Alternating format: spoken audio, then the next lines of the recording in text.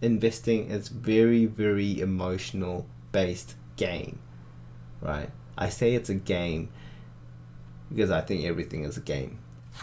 Hey everybody, Choboy here. Today we're going to be talking about something very controversial. So before I get into it, please note this is not financial advice. I am merely just a amateur investor like all of you that's just been investing around 6 years now, and I just love reading the news, keeping up to date with the latest global events, especially in the financial markets. And yeah, hopefully it helps you with your research, but please do your own research before you act on trades. Please do not blindly just follow my footsteps. I do tend to invest very recklessly. In a sense, I am a high risk investor, meaning I love taking risk because I think you can't earn more than the average if you don't go out of your comfort zone to take some risk, because that's me. So today we're going to be talking about things like my Sharesies update. I had massive changes and restructures of my portfolio balance. I'll be talking about that. You can already kind of see it. I'll be talking about the coronavirus and how it's impacting the financial markets. The Fed rate cut, that's an emergency one that happened recently on the 3rd of March, caused a lot of backfires there. And the Brent oil, or well, just the general oil market is going down due to oil price war. And I'll be just covering a few of the main markets, for example the S&P 500, and what I think about this whole situation and how I think it's going to play out. But before I get into it, I'm going to say one controversial thing that I've been holding back for the past 2 weeks. I think we are in a recession. I think we are. I said it. There's no going back now. I waited 2 weeks to say this. I sensed this from a while ago. I just looked at the S&P 500 and all these different index funds, and I just thought it's ridiculous. It's a bubble. I think it's a bubble. And people might give me shit for saying that, but I think it's a bubble because whatever comes up that fast, the financial market's been booming for the past few years, and the annual returns was so crazy, like 40% average. Like, that is crazy. And when something comes up that fast, it goes down that fast, and that's the moral of how I invest. That is the motto. That's what I engrave in my head. Something goes up that fast, it's gonna come down and it's gonna correct itself, and in a bigger sense it's gonna be a recession. So I think we are in a recession, and these things I'll be talking about today made me think, in conclusion, we are in a recession. So we'll go straight into it. It's Sharesies update. So the Sharesies update is pretty simple. I sold all my all my stocks and funds based on stock market last week Wednesday, on the 4th of March, after the Fed rate cut that came in and kind of backfired, and at that point I lost all interest in the stock market for the meanwhile. Now I'll show you what I've done. So the US large growth fund was the biggest fund I had. I had the most money in it marginally, but basically I was dollar cost averaging it. Then on the 4th of March I just sold it. I just dumped it. I took the dip, I took this dip, and I sold it. I didn't look back, and look what happened. It just dipped again. People, every time they think each little bounce, like it dips then it bounces back up, they think that's a reversal. It's not. Please do not look at it from a very short time period. If you look at it in a bigger sense, that almost look like a cat bounce to me, a dead cat bounce. A dead cat bounce is when the price bounces momentarily just because it dipped so much till now. So big dip, dead cat bounce, big dip, dead cat bounce. That's the kind of concept of it. So that's the same with all the other funds. So my hair, I need to cut it. So top 10 did the same, been buying, I sold, and just dipped. It's the same. So I've done that with all my stocks, all my funds, Plexia shares, whatever. I sold everything and I bought some bonds. They also dipped a bit, but not even close to where the stocks. If I kept them, it would have wrecked me another 10-15%. And you know, I took a hit, as I said, but you know, considering the fact that I came in nearly in the all-time highs, because I started Sharesies in mid-January, I pretty much came in the all-time highs, and I had a bit of gains, like 4-5%, then it just dipped. So I took the dip, and I sold everything, and I was at like -7% return.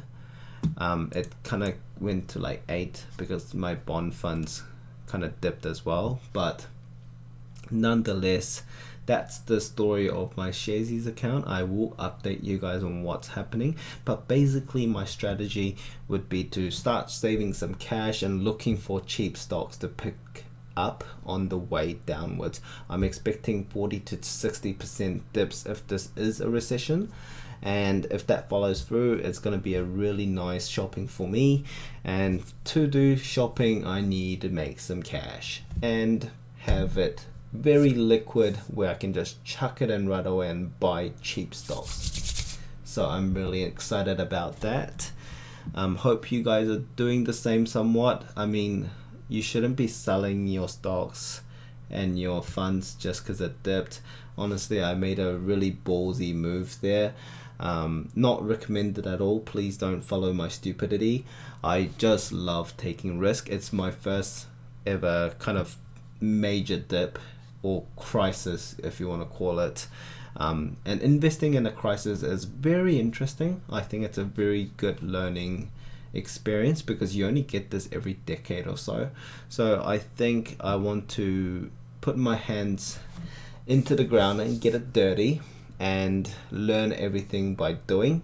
And I put my money where my words are, which is I think it's gonna dip.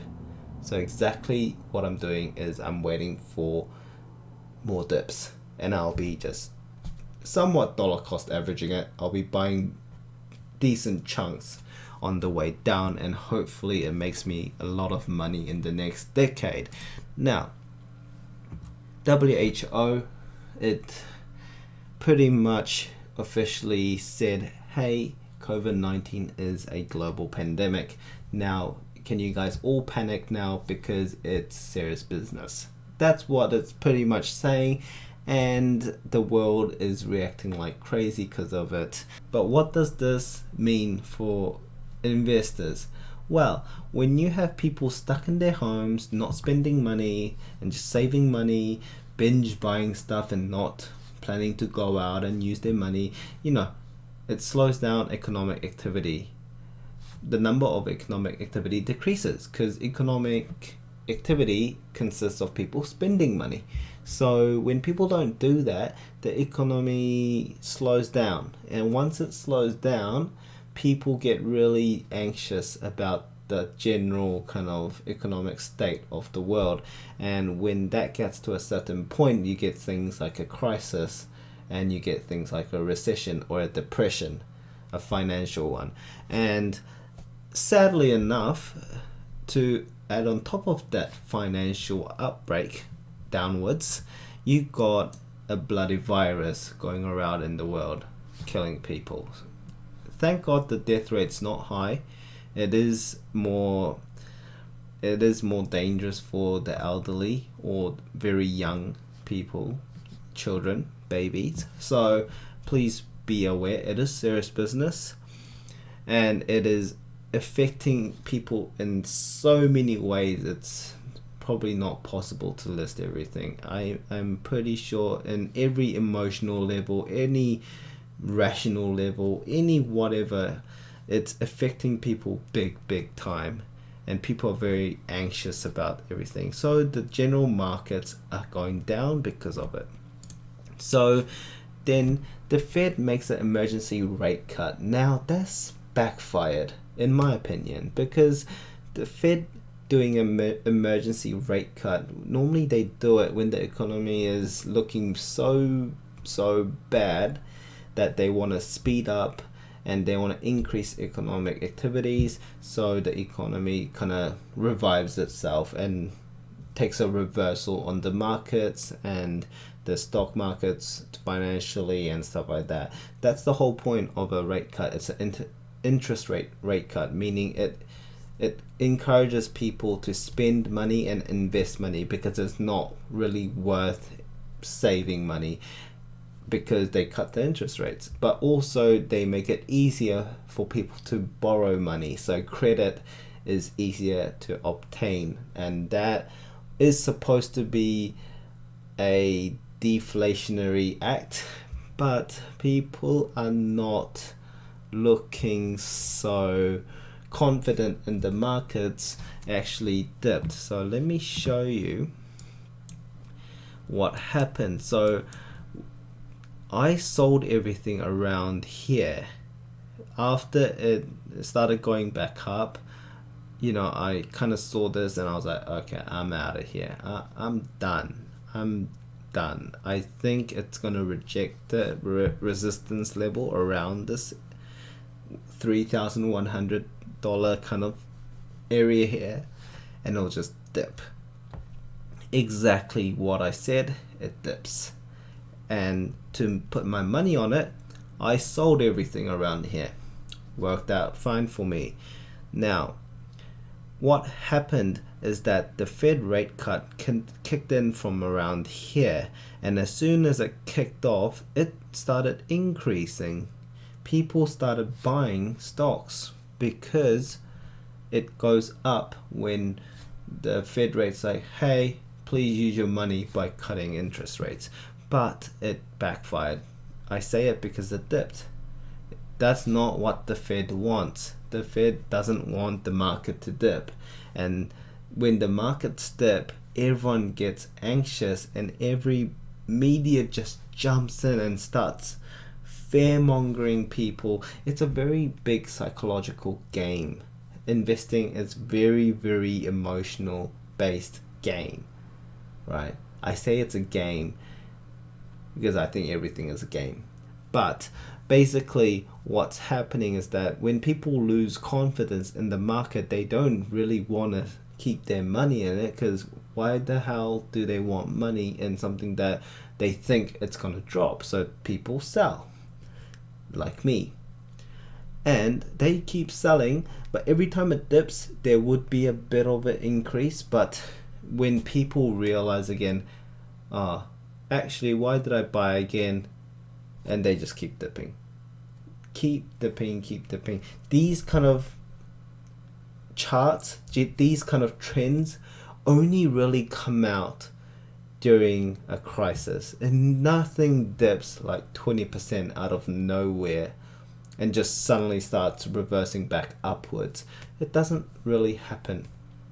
So when it's already down 20% and it's such a short amount of time, I have to say this, but people dropping 20% out of like in the last few weeks, it's not normal. It's not your normal retracement. That's why I think it's a reversal. It's a recession coming, or we are in one, because they doesn't make sense. It doesn't make sense for things to dip like this when it's not something bigger than the normal retracement. Please, let's be very rational about it. People want their money to go upwards when they have their money in it. I understand sometimes it is hard to, believe the fact that it's going to go down just because you have money in it. But that's where you have to kill your emotions, and you have to be very reasonable of, is it actually going to go up, or is that just false hope I'm giving myself just because I am invested in it. Please take a moment to think about that. I couldn't persuade myself it's going to go up. So that's that. But to add on top of that, we got interesting things with the oil price. You know, for average people like us, this all doesn't mean anything unless you trade commodities. I mean, it kind of affected the confidence in the general market globally as well. So sure, it's not really doing any good to the markets. You know, you got the coronavirus, you got the, you know, increasing bubble of the index funds. To add to that, Russia's like, hey, we're going to reject OPEC's production cut offer, and we're just going to keep going, and we're going to create more supply than the demand. Demand obviously decreased for oil because of the coronavirus. People are not using, you know, transportation. They're just staying at home and stuff like that, especially in China and a lot of parts of Asia and Europe as well now. So the oil market does have a surplus of supply, and guess what? Saudi then came in, but like, okay, we're going to do the same, plus we're going to slash the official selling price for April. And the people who are affected the most here are the US shale. So the US shale consists of oil producers in US, and it's a decent portion of the US economy, and they are the biggest oil producers in the world. Now, the thing with the US shale is, I can't go into it too much detail, but basically what it is that it can't operate its business with very, very low oil prices. Only Saudi or, you know, mass, you know, they are considered one of the most dangerous oil players in the world because they can control things however they want and they can sustain the business. It's scary. I don't know how they do it, but once Saudi Arabia kind of comes into the war, it's not looking so good. And that was the same. The Middle East came in back in 2014 to 2015. There was a massive oil price war there, and it, you know, gave me cheap fuel, so I'm not complaining. But the general people who are affected here are the US people. So you're gonna see people, well, oil producers in the US bankrupting and stuff like that, filing for bankruptcy, stuff like that. So it'll be interesting, I guess. I mean, sad for the people who lose their business, but tough world and not a good timing either. So yeah, I'll pray for you all. And just my 2 cents, I'm gonna bring up the E-mini S&P 500 futures, and this is future expiry date for March 20th. I won't go into much detail of what futures is, but pretty much you can think of it of a way where people are predicting for price to sell at a later date. They are trading for the future. That's why it's called futures. I won't go into any details, but basically the futures for S&P 500 dipped to 2,600 ish, and currently the actual S&P 500 is at $2,741 US dollars, and it closed while the market's closed because it only happens during business hours, which are pretty much the trading hours. So when the futures is trading this low, close to the expiry date, then the actual fund itself tends to get pegged with the trend as well. So when futures dip and when you don't have that much time until the expiry date, you're expecting the actual S&P 500 to drop as well to this level pretty much. So I'm expecting 13th March 2020 New Zealand time, it's gonna take another dip when the markets open. I think the markets open pretty soon maybe in another hour or two, because it's based on the US times. I'm pretty sure New York times maybe. So yeah, interesting. That's a fun fact, 2 cents for you. Would you sell because of this? I don't know. But please beware, today's date is the 13th March 2020. It is midnight right now. So it just turned 13th March. Beware of the time. I'm not sure when I'm going to be uploading this. So it might have already happened, or the dip already might have happened. And I mean, if you were going to do something, you probably wouldn't see this video before you did it. So unfortunate, but oh well. So that's pretty much why I think we are in a recession. If you have any questions, please put in the comment down below. I did take the video quite, one layer. I didn't dig into each of the layers for explanations, just because it will just get way too long if I explain each incident in greater detail. So please put a comment down below if you want to know something, or if you have any questions, or if you have topics you want me to dig further in future videos. I'm always willing to take those. If you did like my video, please give me the thumbs up, subscribe to the channel, and put the bell notification on for updates of my videos. I mean, looking at these different views of the markets by people on YouTube or the news, or CNBC interviewing people and stuff like that. It's all really good research, so it is good to keep up to date of what people are doing and what people are thinking about the general market, because these are your average investors that pretty much drive the market. The markets are driven by people. So don't forget about that. Till next time, I'll catch you around.